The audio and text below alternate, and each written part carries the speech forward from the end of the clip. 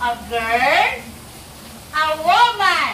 Like me, like Teacher Lani, woman. Di, kakulang na, lang ko na, woman. Ay, dito ko na copy. Woman.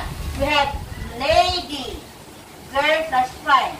Lady. Again, she, we use this for a girl, a woman, and a lady.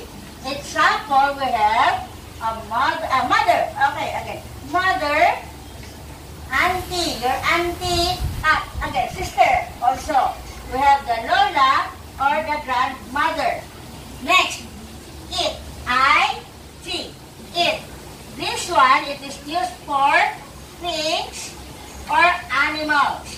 Example for animals. We have cat, snake, elephant, giraffe, ano pa?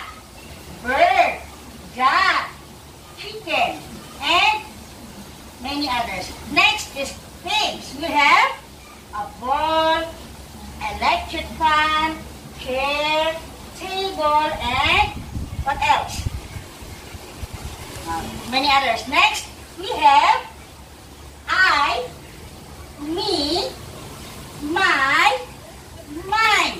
Again, I, me, my, mine.